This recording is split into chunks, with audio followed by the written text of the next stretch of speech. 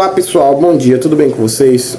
Sejam bem-vindos à nossa aula. Hoje vamos falar sobre o positivismo e como essa ciência influenciou na criação da sociologia e na formação do direito. Também vamos falar como Augusto Comte ajudou na criação dessa ciência. E também vamos entender como essa corrente filosófica influenciou tanto na nossa forma de pensamento do direito até hoje. Então peguem seus cadernos e se preparem para uma aula maravilhosa. Bom dia, galera. Hoje eu vou falar sobre as contagens históricas do positivismo, legados e impactos. O positivismo surgiu no século XXI.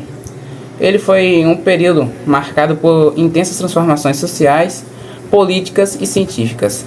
Esse contexto foi profundamente influenciado pela Revolução Industrial, que não apenas revolucionou a economia e a tecnologia, mas também gerou novas formas de pensar e fazer a sociedade.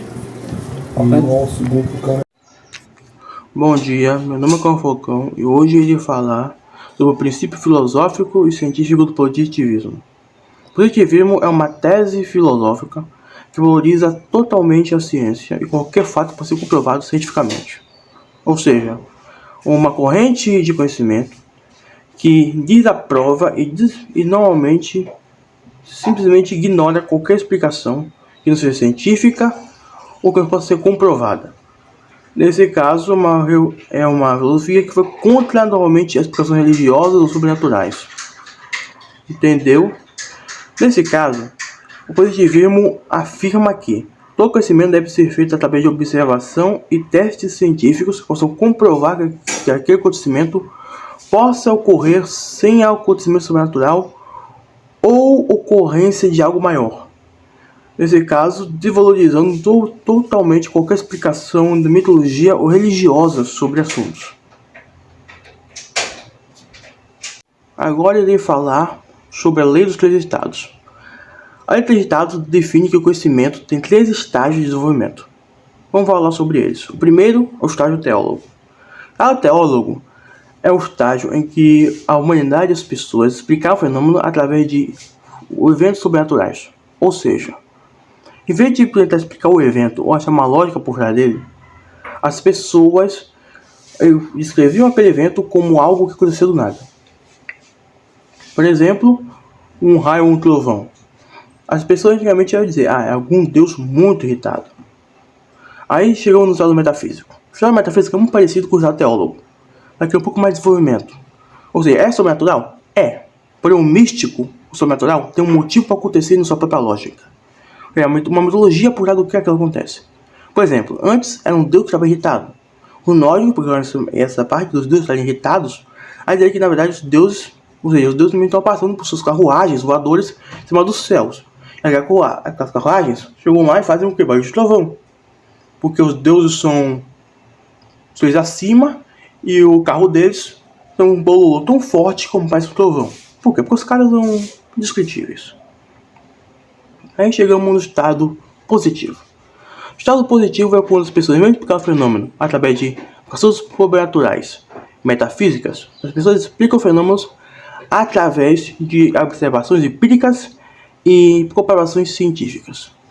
Ou seja, em vez de ser um deus irritado ou, um deus precisando ser pulsante novo lá no céu, é simplesmente eles tentam explicar o que o raio acontece, porque um trovão acontece de fato. Nesse caso, é porque as galáxias estão lá em cima. Em vez de ser um deus, não, eles falam que simplesmente o trovão, um raio, é simplesmente um feixe de eletricidade que cai do céu de tempo em tempos a partir de tempestades ou de chuva muito fortes. Óbvio que essa explicação é muito burra. Óbvio, por quê? Porque eu não sou especialista em raio. Mas é uma aplicação que provavelmente alguém que não tem acesso à tecnologia na época provavelmente ia explicar. Tecnologia provavelmente pode observar. Olha, o raio é um feixe de eletricidade que cai normalmente em objetos altos, é atraído por metal e também normalmente sempre vem com chuvas fortes e tempestades.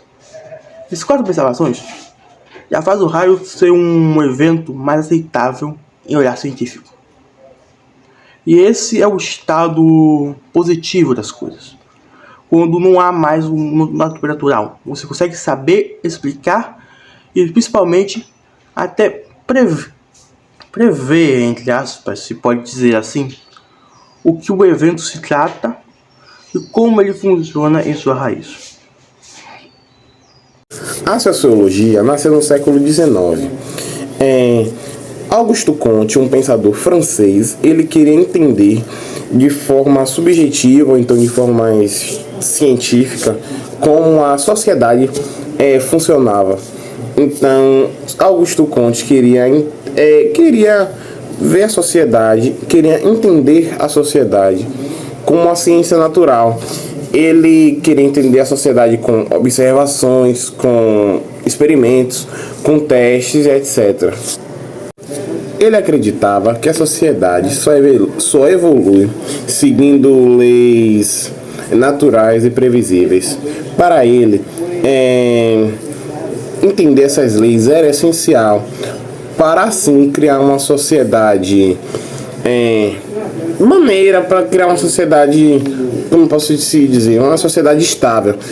E nisso assim que surgiu a sociologia. A sociologia só se tornou como uma matéria, realmente, como uma matéria, a partir desse conceito de Auguste Comte. O lema do positivismo, ordem e progresso, que a gente tanto ouve falar, que também está na nossa bandeira do Brasil, esse lema resume bem essa ideia, pois ordem vem primeiro, porque sem ordem não há progresso. E essa ideia não só influenciou a sociologia, mas também como outras áreas, como o direito. Já no direito, o positivismo trouxe uma grande mudança. Nossa, mas uma mudança aonde? Uma mudança de como as leis são lidas e interpretadas. Antes, o direito estava muito ligado a algo como moral e religião. Já agora, depois do positivismo, o direito está ligado a algo mais específico, ou então algo que não tenha constante mudança e que seja aquilo que está escrito ali. Essa foi uma das grandes mudanças do positivismo. Um dos grandes nomes dessa vertente foi Hans Kelvin. Hans Kelvin criou uma teoria chamada pura do direito. O que foi essa teoria? Hans Kelvin acreditava que o direito devia ser um sistema fechado e que fosse estudado apenas por pessoas que participassem dele, ou então tivesse alguma coisa a ver com ele, sem envolver muitos esquemas políticos ou etc. Isso ajudou bastante a criar sistemas mais organizados, mas também criou muitas críticas. Afinal, o que basta seguir leis para fazer justiça, porque eu devo seguir aquela lei. Isso foi causou um grande conflito, né, entre os jurídicos, e até hoje os jurídicos discutem sobre isso. Assim como nosso amigo Miguel disse, o positivismo deixou um lema muito importante, que é basicamente ordem e progresso, que promoveu o uso do método científico para compreender a sociedade, enfatizando a razão e a observação sistemática. Contudo, essa abordagem foi criticada por ser excessivamente racional e reducionista, deixando assim de considerar aspectos subjetivos e complexidades de experiência humana.